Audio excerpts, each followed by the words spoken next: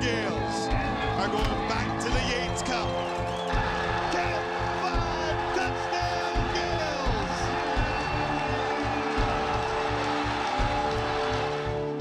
He nearly got to him. He lobs it up.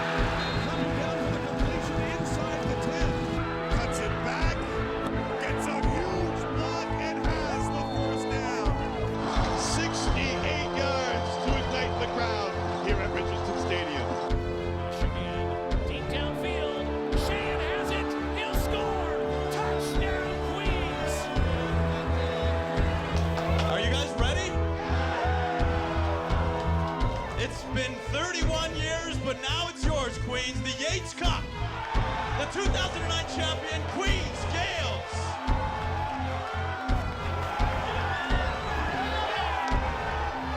They get back to repeat.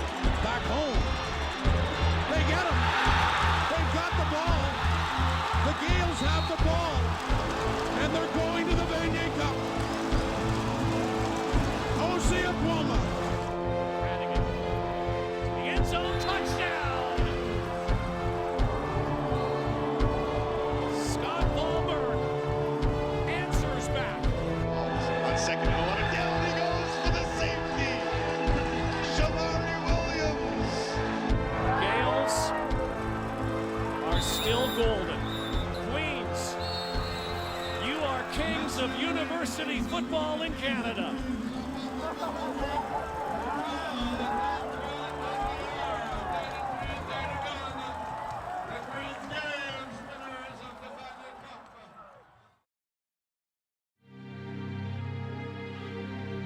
Queen's University, Kingston, Ontario's Centre for Higher Learning.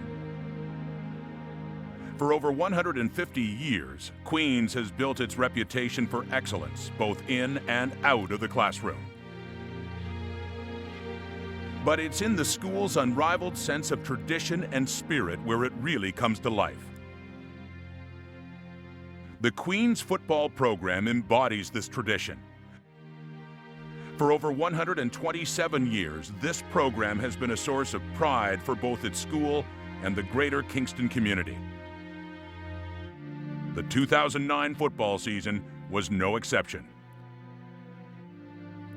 The last time the Gaels reached the national stage was their championship victory in 1992. Since then, they have been battling on the long road back to the Vanier Cup. The most recent edition of the Queen's football team has restored pride to its legendary name by ranking in the top 10 for the last 3 seasons. Pat Sheehan's Gaels have fought hard to achieve excellence and would not rest until Mr. Vanier had a Kingston address again. I got one question for you. What's the Spirit King? Queens, Queens, Queens. All that ready, yeah. All that ready, yeah. Hey, Queens. After what would seem to be a championship run in 2008, going a perfect 8-0 in the regular season, the lights of their championship goals were put out after a grueling first-round playoff loss to Ottawa. Well, 2008 was a tough one. I thought we had all the pieces in place. We had great skill players. We had the great back. We had a great receiving core. The quarterback looked like he had come of age. The O-line was big and beastie. But the defense had also arrived. There was some tremendous players there, a number who have gone on to play professional football now, and a number of others who are operating on an all-star or all-Canadian level. So, yeah, there was a little bit of a thought there that, perhaps, that was our opportunity and we had missed it. In 2008, we had one of the best group of football players that I've ever been with, and losing that first-round game was going from the most extreme highs to the most extreme lows, because we had such high expectations for ourselves and sort of Queen's University itself. I think 2008 was disappointing. If you could sum it up in one word, I would say disappointing. I think that we had so much potential, so many great players, everything seemed to be aligning for us and coming together. And then it got into the playoffs and didn't live up to our potential. We didn't play as well as we should have or we could have. We all had high expectations going 8-0. We all expected Vanier Cup, at least appearance in 2008. And then, yeah, the shock of the loss against Ottawa, it was devastating. I remember walking around after the game, and I went on the field and I was actually crying pretty hard.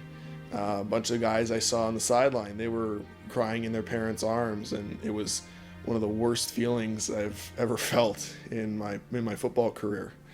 It was something I did not want to feel ever again.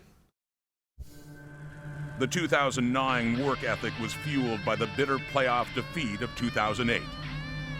The team vowed not to be outworked on the journey back to the national stage.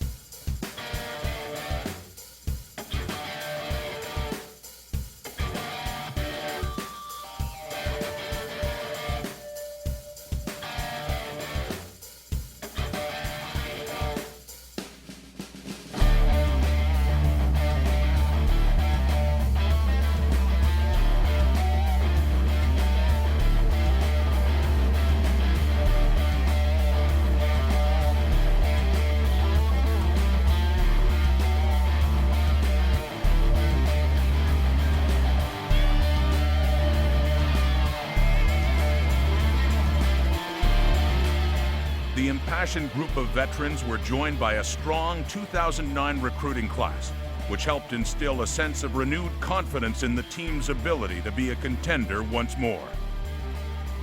Among the fifth-year guys, we had a few questions. You know, a few guys that graduated last year, who's going to fill in here, who's going to fill in there. And I feel as training camp started going along, those questions started answering themselves.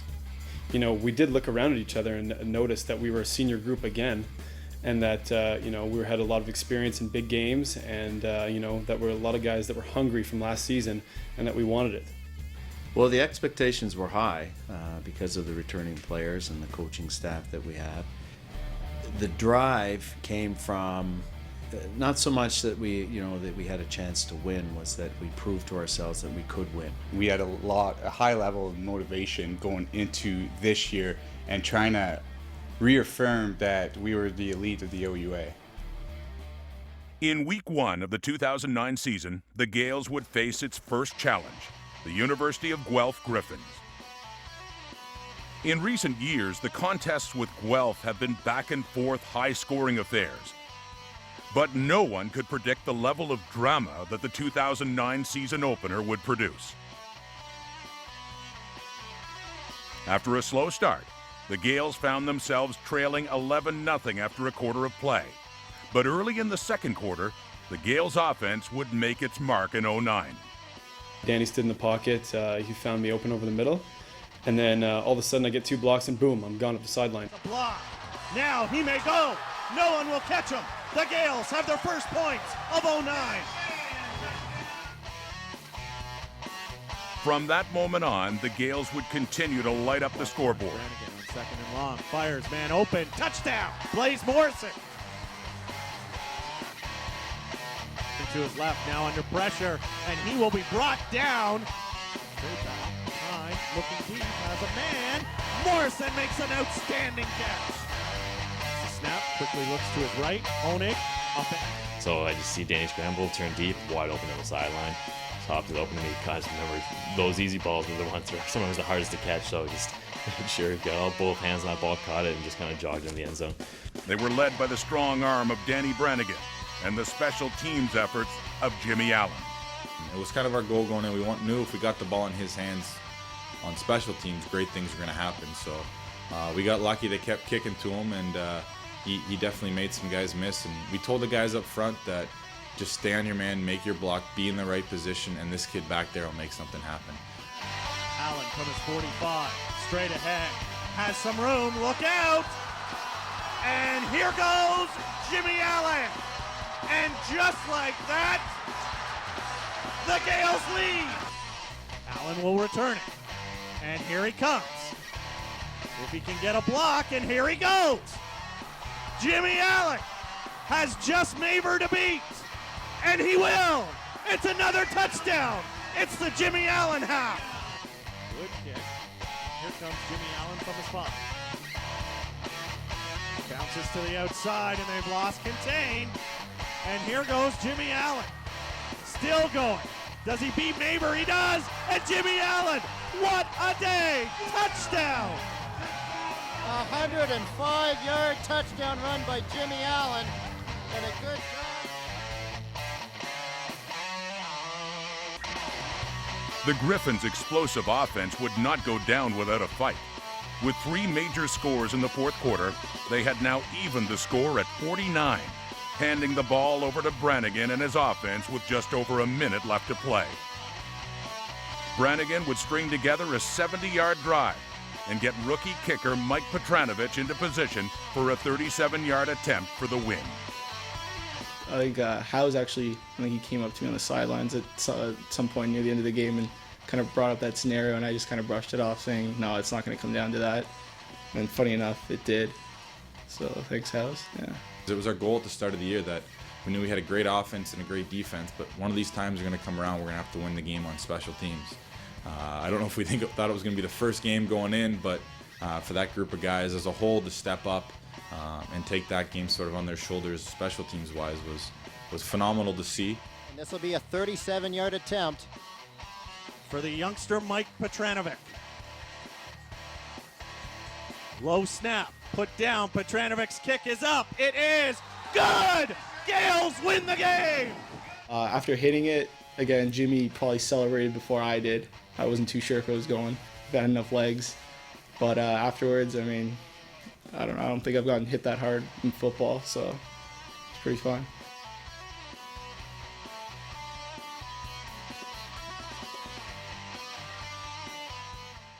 With their first victory in the books, the Gaels would now face a bitter rival, the McMaster Marauders. I think that Queens-McMaster rivalry is one that I'd say it almost predates me. I think that I remember in high school the rivalry more, just because Mac had those great teams and Queens was always right behind them, but Mac won, I think, 5 straight Yates Cups or something like that. But that's definitely something that was still in my mind, being someone who's so close to McMaster growing up. So when I did come to Queens, and in my first year they had a great team, but then I think one of the turning points for our programs would really be that playoff game where we came out and we beat them. We surprised a lot of people, and I think from then we just kind of continued to escalate, and I think that, you know, Mac just hasn't really been at that level again since.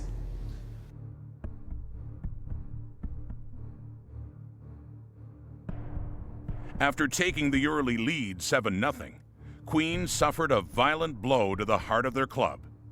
Danny's a guy who always plays hard. He's always trying to make a play, and when he put his head down trying to gain a few extra yards against a pretty tough defense, you know, ended up hurting him, and it gave us all a big scare.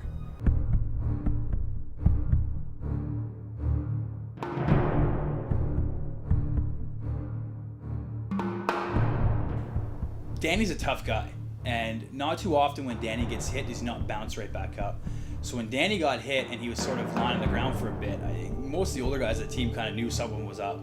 Very unnerving feeling, right? Because Danny's really, realistically, he's the backbone of our offense. Without a quarterback who can throw the ball like he does, and our backup's a first-year rookie who's got tons of potential, but sort of still got a lot to learn. It's kind of it's an eerie feeling to get in there and think, you know, we might be in trouble here.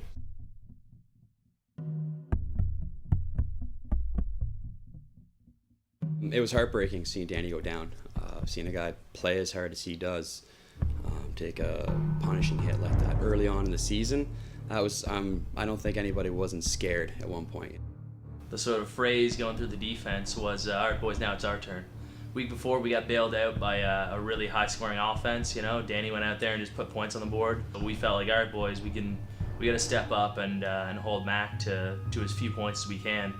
We kind of changed our strategy a little bit to go away from more of an attacking style to playing pure defensive football and to play the field position, time of possession game, to get the ball back as fast as we could.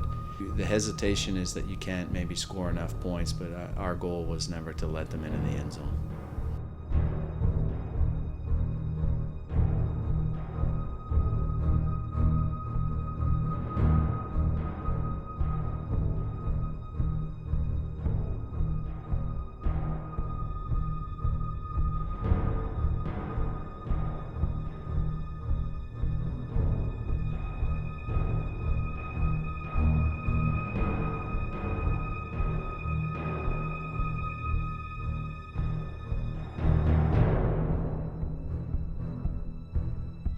With a strong defensive stand and a solid running attack, Queens would need one final first down late in the fourth quarter to walk away with the win. We realized that if we get a first down, we're going to win. We can kneel the ball out. You know, we needed a 12-yard gain. So I made sure I was at the right distance, and then I kind of slipped, and I was falling back, and Tommy had thrown it on my outside shoulder, and then I realized I had to put my hands up to snag it out of the air. But A long 10. House throwing the ball out far side. Throws a nice ball downfield to Sheehan. At the end of the McMaster game, to see that we were able to hold them to 7 and win the game 8-7, I thought that was significant. I thought more than anything else, I thought what that did was showed the character of our team. The Gaels survived week 2 and would now have to do something they had not done in 5 years: start a game without Danny Brannigan at the helm. Yeah, it was a little nerve-wracking thing. Like, oh man, is this just a one-game thing for Danny? Is this going to be a season thing? So it was nerve-wracking. With a young Justin Chapdelaine taking command, the offensive unit realized it would need to pull together to secure a win against the team that ended their perfect 2008 season. Going into the game, that was good. It was a fun time. You know, I felt like I had a great warm-up, and I felt like, you know, I feel confident right now. I feel like I can just do anything right now, and I feel like we're gonna win this game. You know, that was my mentality. I led my first CS drive, even though it consisted of 2 penalties or something like that. But I led the biggest fist pump ever after that. You can tell he was a little bit nervous there. There's a couple of times where he's like, we stepped in the huddle, he kind of be screaming. We all kind of be laughing on the O-line. We're pretty veteran O-line, and those guys are just like, you see Chapdelaine, you'd be like 62, you know, like boom, buffalo flare, whatever you guys call it. I don't know the pass plays, and you just gotta laugh, sit there, and you're like laugh, you're like, relax, man, like, don't worry, we got this. We'll take it. I was thinking, if we're going to score touchdowns, it's going to have to come from a big rush or a big play from the O-line, running backs, or a receiver breaking a tackle. It's not going to be the easy 70-yard pass. Pat Tracy and his defensive squad knew it had to step up with another solid performance.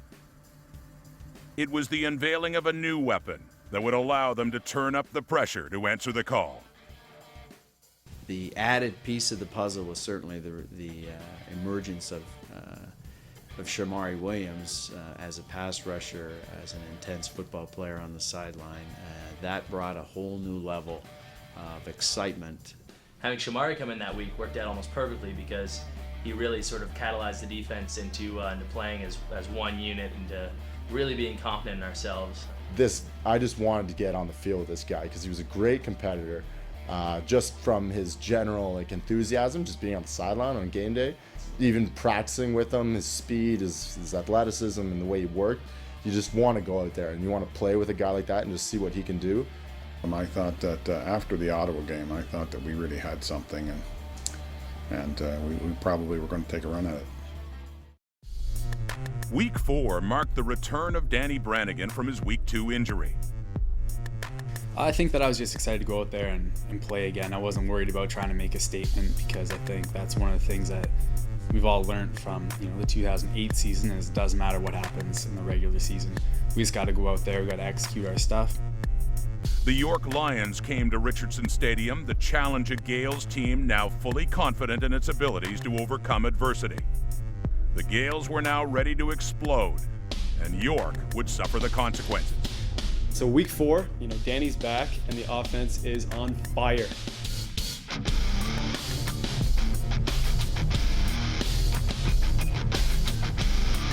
He'll step up. He'll scramble, looking for the corner, and he's out of bounds. Takes a bit of a shot. It's a touchdown. A nice block. Gets to the sideline and gets drilled at the 40.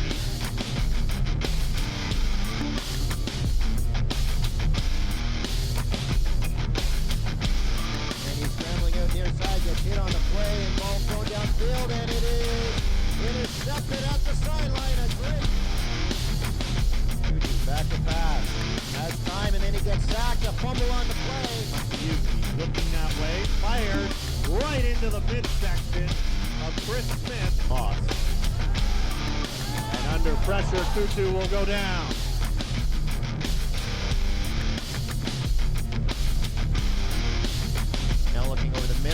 play. He's got Valbert wide open at the 10, 5, touchdown, Gales. Near side, complete over the middle to Ioannidis. He's rumbling inside the 35, breaks the tackle, and he's going all the way. Touchdown, Gales. Sets his feet, fires, man wide open. Caught for the touchdown. Chris Ioannidis. Renegade, end zone. Soria got it, touchdown. Looking deep, has Howes open. He's got it, and touchdown, Gales.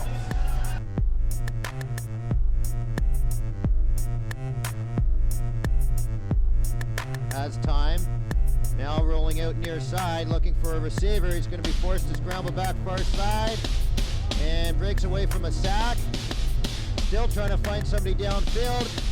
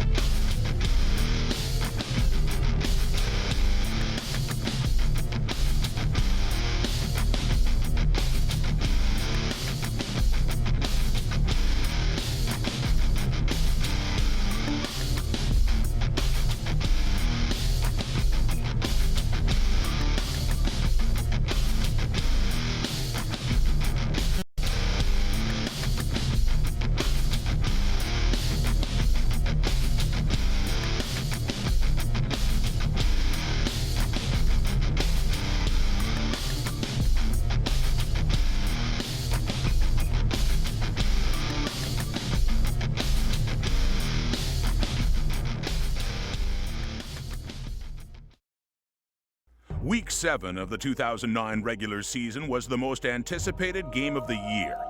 The Queens-Western rivalry usually presents a battle of epic proportions, and the 2009 showdown definitely lived up to the hype. Queens versus Western is the biggest rivalry in the OUA. When Queens plays Western, it's you know, it's everything you got, do or die. That is worth the price of admission, no question. Anyone who suits up against Western, particularly Queens and Western, it's been over 100 years competing against each other. The coaching staffs get excited, the players certainly get excited. The energy level goes over the top. Legacy Weekend brought back past generations of Gaels to help cheer on the team as they fought for first place in the OUA. I feel like once you're a Gael, you're always a Gael. It's one of those things that the brotherhood will always last. Unless you experience it, you never really know how it is. Coming out the tunnel and seeing all those fans supporting you and all those past players, you just get a sense of that there's something special here. Whether it's this year, next year, or 20 years from now, it's always going to be special. Oh, the alumni at Queens are awesome. So yeah, have them all back for the alumni. The Legacy Weekend is absolutely fantastic. Just the support and the love that kind of comes in from these guys is absolutely amazing, and their families as well. With their alumni behind them, the Gaels took to the field to keep their perfect record alive. Well, I think this is a great opportunity just to sort of test ourselves and see what our state of readiness is for moving on. And, you know, all of the games from here on are going to be tougher, and they'll all be games of consequence. So this is a great forum for us to make a statement. Van Village puts us into action.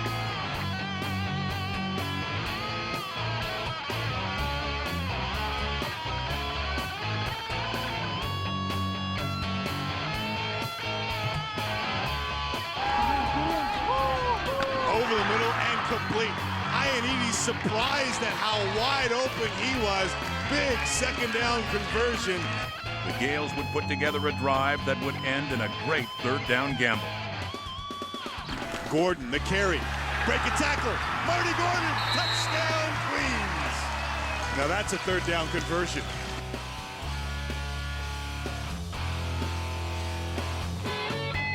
The Gaels' defense also took every opportunity to make its presence felt to Western's high-powered offense.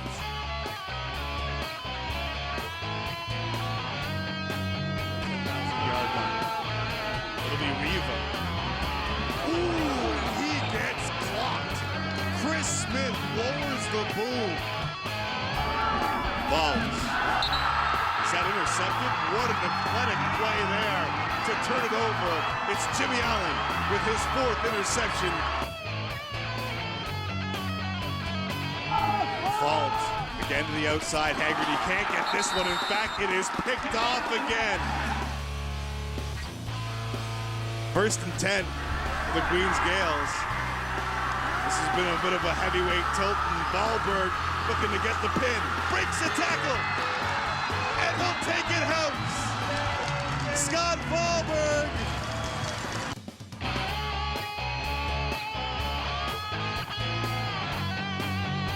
And they look back to Thomas, who makes a great grab just to avoid that being a fumble. Shamari Williams read it like a novel, my friend. He will pitch it to Riva. Nathan Riva looking for the end zone, and he is stopped short. Nathan Riva takes a pop from the 4. They hand it off. Gordon hurdles. Touchdown, Queens. Time dumps it off. Gordon cuts it back, gets a huge block, and has the 1st down. With only minutes to go in the 4th quarter, Western put together a long drive capped off with a touchdown run, giving the Mustangs the lead with just over a minute left to play. This left Brannigan and the offense 85 seconds to march 85 yards. The minute 16 to go, when I sent the guys out there, I had every confidence that we were going to bring the ball down, score, and win the ball game. It's funny, Blaze was the one to pipe up at the start of that drive. He says, you know, we haven't lost one of these all year. Like, this is what we do. We dominate the hurry up. With the game on the line, the Gaels entered the red zone and needed to convert a 2nd and long play to keep the drive alive. What a game this has been. 2nd and 10. Again, the blitz comes, and again he completes. Blaze Morrison breaks a tackle. 15, gets a block. Touchdown, Queens! The Gaels march 85 yards and punch it in for the go-ahead score. I see Scott, so I'm just like, okay, corner of the end zone, and sure enough, just no one touches me all the way to the end zone, and yeah, it felt great. I get to the end zone, I didn't know what to do, and I think it was just, you know, that Devin and Scott always go high five all the alumni and the guys sitting there, the guys at the end of the end zone, so yeah, it was a pretty awesome feeling, yeah. The Gaels had defeated their OUA rival and clinched 1st place in the division. A confident Gaels team made the long journey to Kitchener-Waterloo to battle the only thing standing in their way of a 2nd perfect regular season, a hungry Wilfrid Laurier team. Laurier came out pumping. They really needed to win the game, so I think that, you know, that kind of showed in the game. They were ready. I think we were ready from a coaching standpoint, but we just didn't show up that day. It was a tough game. We didn't play our best on offense or defense. You know, Laurier showed up to play. They needed to win to secure their spot in the playoffs. And you know what? They showed up. It was windy, but you can't blame the conditions because they played in the same conditions. I believe that loss did help our psyche as a team. You know, people might think that's a weird thing, but we went into the playoffs last year undefeated. And at least, you know, if we would have won this game, it would have been the same thing over again. But this loss going into the playoffs kind of, you know, opened our eyes a bit, saying, yeah, no, we aren't invincible. You know, we can't win every game by 1 point, 2 points, 3 points, 4 points. We have to show up, and we know we gotta play football every day. On every Saturday we show up. Having lost that game was something that I think we needed to do in order to finish the way we did, and know that if we ever, you know, let up for a second, this is the kind of stuff that's gonna happen. The Gaels left the field as the 1st place team in the OUA, but their dreams of a perfect season had been shattered. Whispers of the November 2008 disappointment had resurfaced. They would now enter the playoffs determined not to experience that same loss again.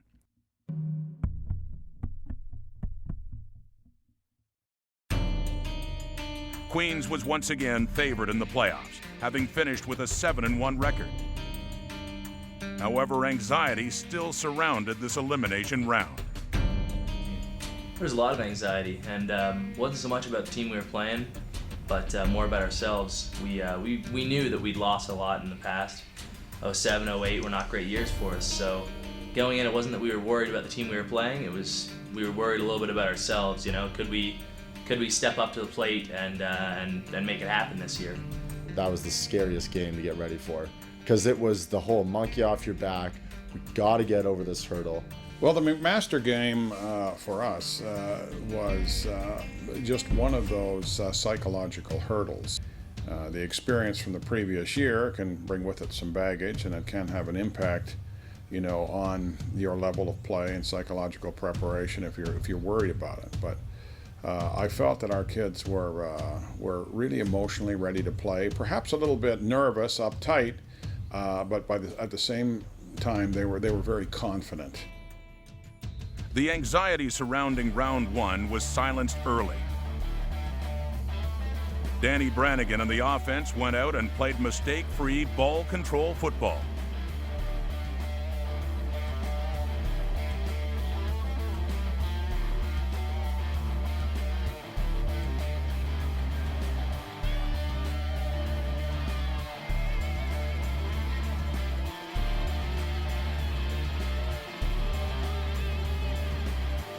Definitely having both of us there, getting to split the carries, about 10 or 12 each, and you're always fresh. The defense is getting tired, worn down, and you have a back that goes in there with fresh legs at top speed. It's tough to stop. Second and short, they give it to Marty Gordon. Gordon breaks the tackle inside the 15, down to the 11-yard line. Go. Handoff goes to Gordon. Touchdown, Gaels.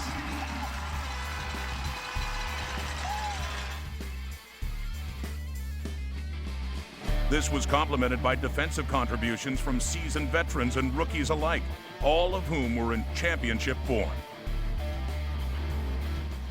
The way the defense played that game was unbelievable. You know, we were playing fast, we were playing downhill, we were playing, you know, reckless to a point. You know, we were flying around, you know, guys were getting picks, sacks, you know, big hits. That game was just a coming out party, you know. The sophomore is intercepted by Matt Vickers, the free safety. Another snap gets by him. This time we'll try and run, throw it downfield, tipped and picked off. The big fella, rumbling, bumbling, and stumbling. John Miniacci. Quinlan stepping up. Here comes Shamari Williams, and he will spin him down. Run play action, trying to escape with Kozina. No escaping here. Quinlan dropped for a loss of 2 on the play.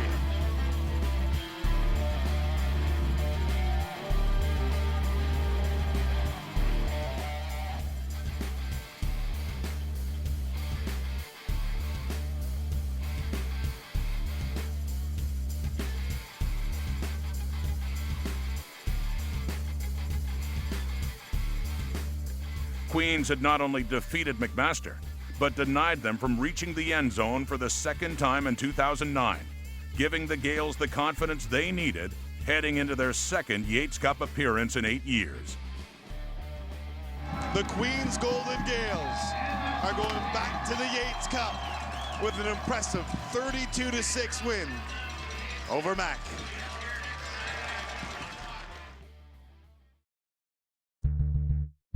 The atmosphere at Richardson Stadium was electric.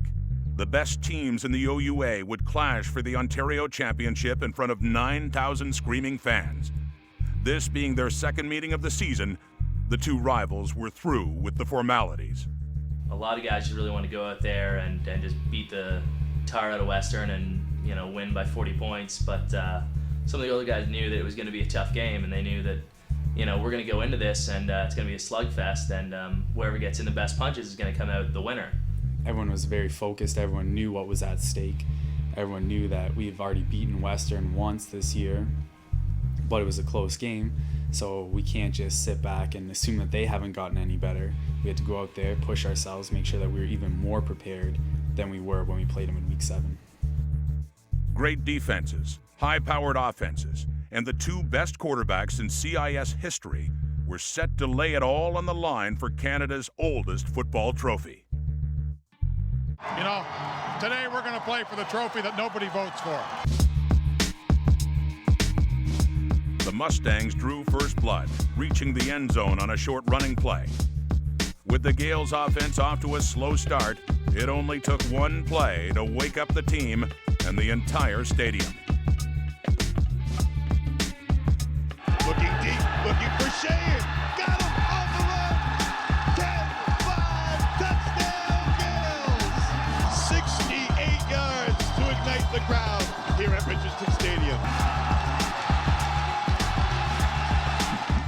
Danny threw me a pretty good ball, and I knew that DB wouldn't be able to catch me, so it was kind of a good kickstart to our offensive show that we put on that day. The Gaels defense made a few plays of their own. Play action, looking back. Rebound, and he drops it. Hit hard.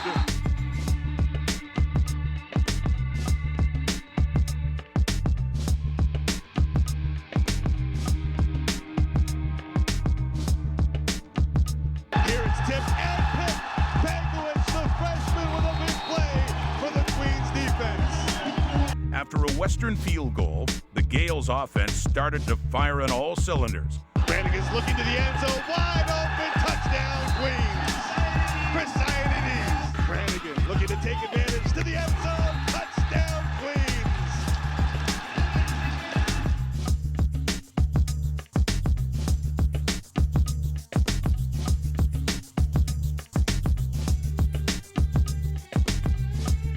Stood up at the 30. Chris Smith with the bad boy walk away. When it came to the scoreboard, the Gaels defense decided to add to the tally themselves. From Falls on 2nd and 11. Down he goes for the safety. Shamari Williams. With the half winding down, Dan Village would attempt a 44-yard field goal to give the Gaels a strong halftime advantage. From 44 yards away to end the first half. The kick is up, and it is good. Dan Village gives the Gaels.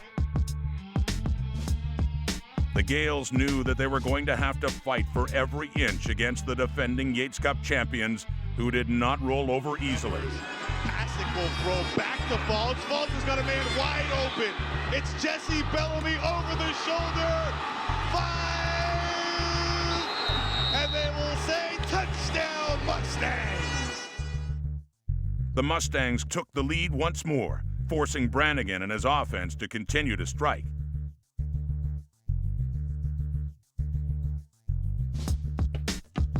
And the lead goes back to Queens.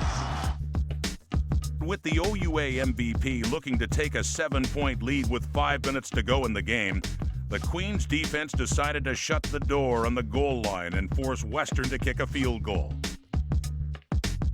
In the fourth quarter, Lecky, the ball carrier, drilled in the backfield. He will not get in. After the 6th lead change of the game, the Gaels found themselves trailing by 3 with time ticking away in the fourth quarter. Brannigan put together a 75-yard drive and capped it off by finding his #1 target, Scott Valberg, for the go-ahead strike.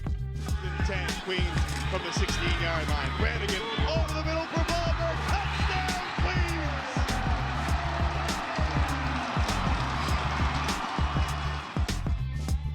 Queens! With 17 seconds left, the Mustangs would attempt their last pass.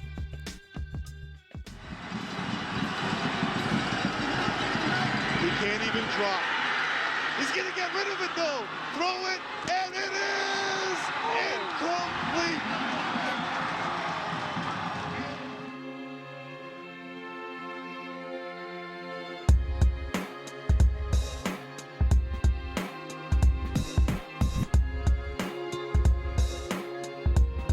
It's been 31 years, but now it's yours, Queens. The Yates Cup. The 2009 champion, Queens Gaels.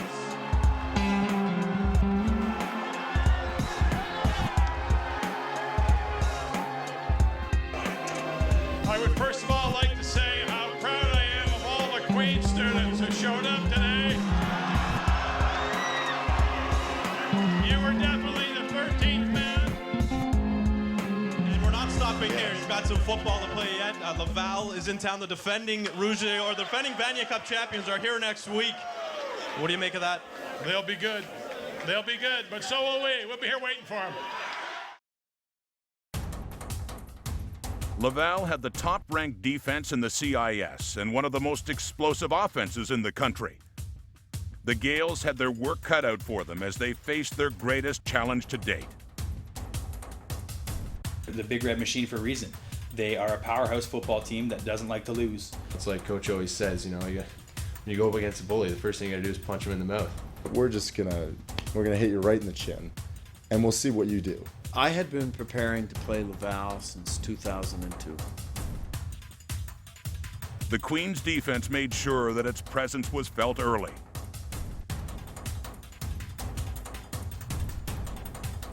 There are a couple of things that are always difficult to calculate, and that's what happens when all the boys put their hand down the line of scrimmage. And when our offensive line ran off the field after that first series, jacked up and confident, I knew we were going to have a good day. Not wanting to let the defense have all the fun, Danny Brannigan and the offense made its mark with time winding down in the first quarter.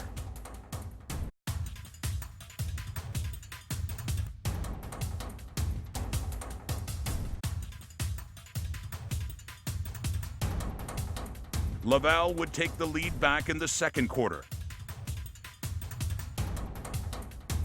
But that wouldn't slow the Queens offense down one bit, with Brannigan capping off a 90-yard drive with a touchdown pass to Chris Ioannidis.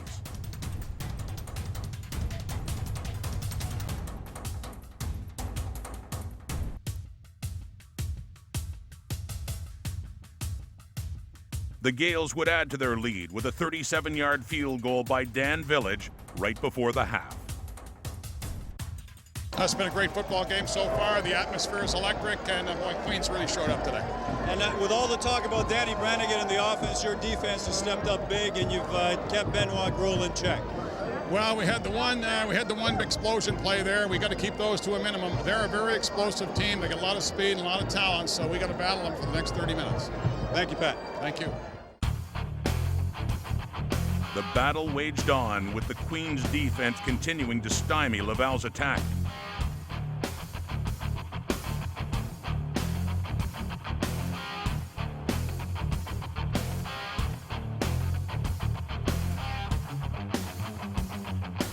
Laval would add a field goal to inch them closer to the Gaels' lead, but the power of the Queens defense would set up the most exciting play of the 2009 Canadian University football season.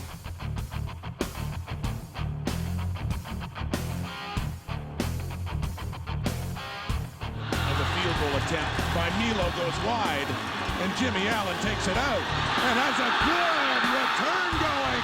Jimmy Allen could be good. Yes, he is. 25, 10, 5, touchdown Gaels. We're always hoping that thing goes slightly wide and get the ball in his hands to see what can happen. And sure enough, the kid rose to the challenge like he's done so many times in his career. And that was probably one of the most exciting plays I've ever seen in my life. Feeling the game beginning to slip away, Laval would try some trickery on the ensuing kick return.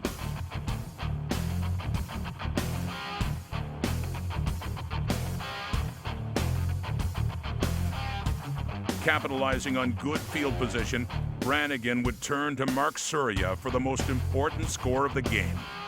You know, I just told the coach, I mean, if we get it again, if we're down in their goal line type area and we run that play, I mean, we're gonna have Surya up there for a touchdown. And Danny comes to me and says, the corner's cheating, I'm throwing it to you. And I know that it's gonna be a touchdown play. And I just get out there and I'm thinking, don't drop the ball.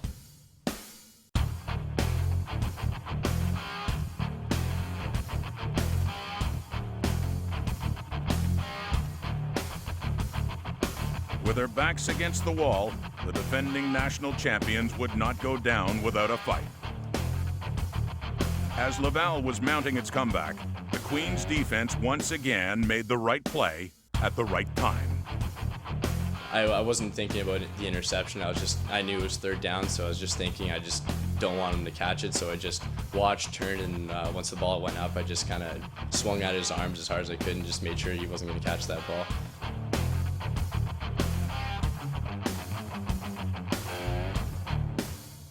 the Queens' lead was cut to 3. With 49 seconds remaining, the Queens' defense would put the finishing touches on a stellar Mitchell Bull performance. They get him. They've got the ball. The Gaels have the ball. And they're going to the Vanier Cup. OTTAWA. I saw the end zone and I saw the ball just rolling there. And I knew how much time there was left. I couldn't believe OC didn't score. It was amazing, kind of a David and Goliath thing, knocking those guys off and showing people that we can play with anyone in the country. To see the student reaction, to see how enthusiastic they were after the game was unbelievable. Just to see that rush of people. Come on, we're the best defense out here. We stop anybody. I said it, we stop anybody. Next week in Quebec City, we are going to the dance, everybody.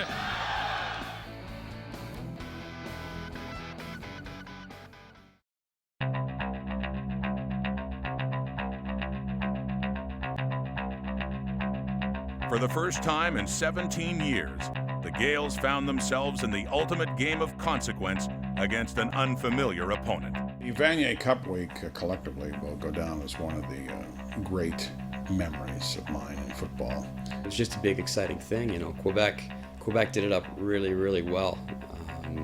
Maybe because they thought they might be in the finals, I don't know, but it was a really good show.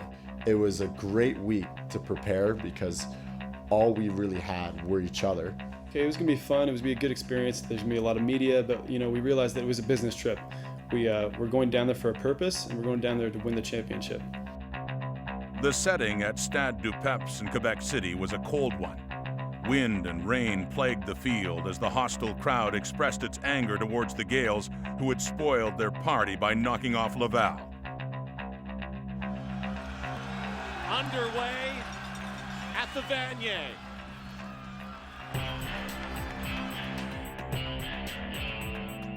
In the early going of the 45th Vanier Cup, the Queens' defense once again made an immediate impact.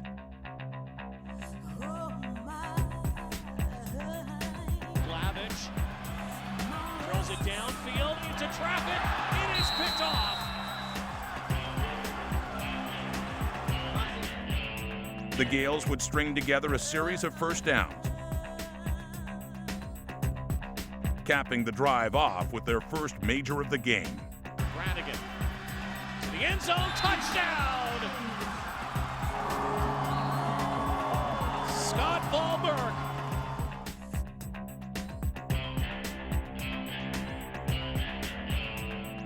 With the game tied and the team switching sides in the second quarter, the Queens offense laid dormant, while the Calgary offense blew the score wide open with a handful of field goals, a touchdown, and a safety.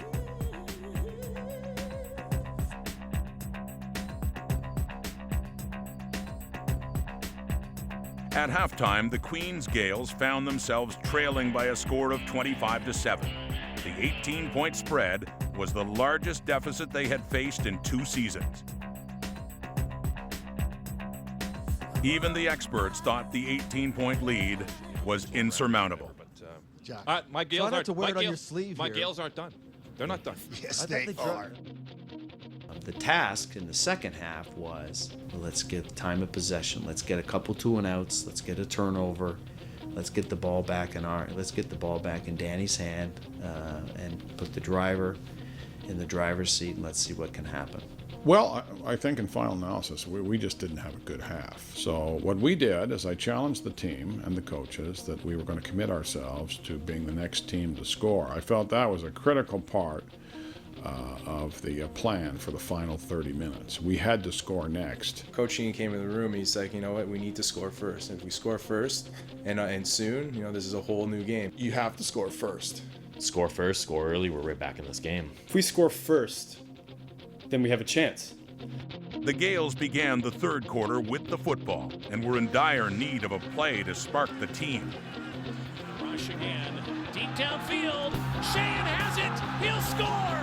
Touchdown, Queens.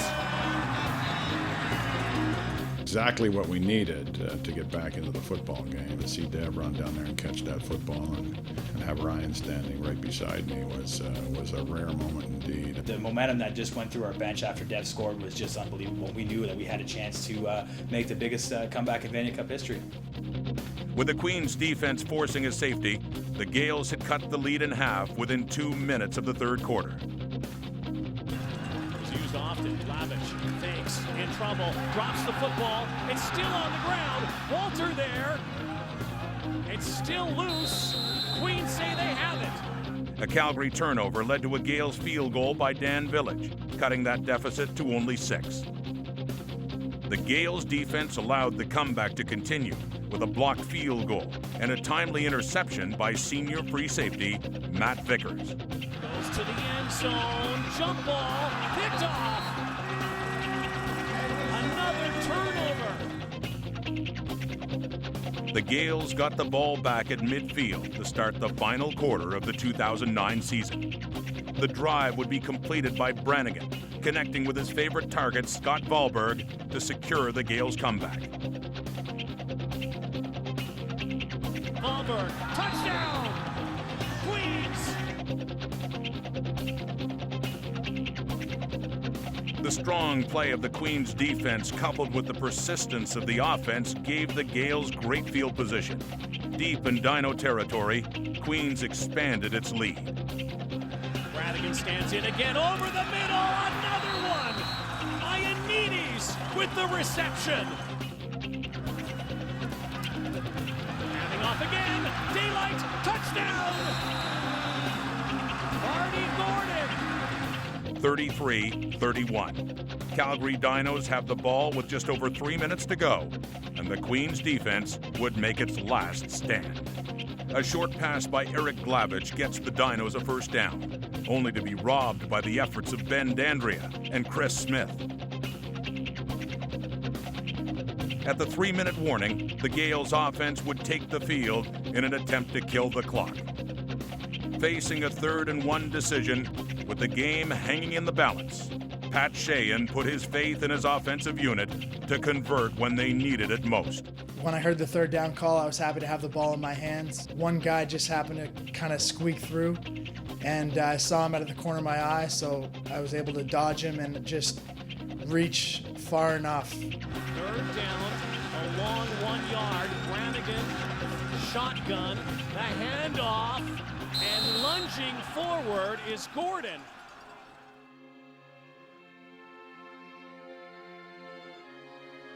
The 2009 Queens Golden Gaels were Vanier Cup champions, overcoming all the odds, beating the best teams in the nation, and doing so in such a fashion that could only have been done by a team as determined and unified as this one.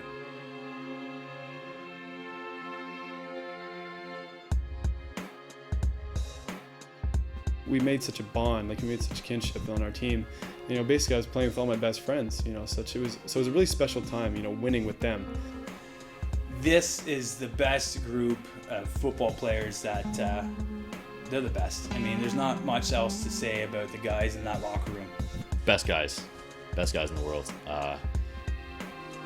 Some of the best friends I've made ever. I mean, they're my teammates, they're my housemates, they're my best friends. It's a great feeling. It's like having another family, and that's definitely what they'll always be to me. I don't even know what to do. You think about this moment as like a kid, like when you win a national championship. Do you jump up? Do you hug the person beside you? Do you just give me a hug? You know, someone give me some love here. Remarkably, so many photos and memorable moments of guys lifting the cup that'll last forever in the minds of those that were part of it this year. It was magical, all done the right way from day one. For the university, it had been a 17-year wait. For Pat Sheehan and Pat Tracy, a 10-year journey. And for the core group of veterans that paid in blood, sweat, and tears, who stayed together through the highs and lows, and whose faith in each other can only be measured by the strength of their hearts, nothing could be sweeter than walking that last golden mile to glory. For this truly was a victory for the ages. I'm very proud of them. I'm very proud to be associated with this team, and I'm proud of them.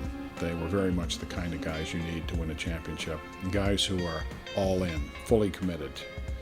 And that's the kind of team the 2009 Golden Gaels were.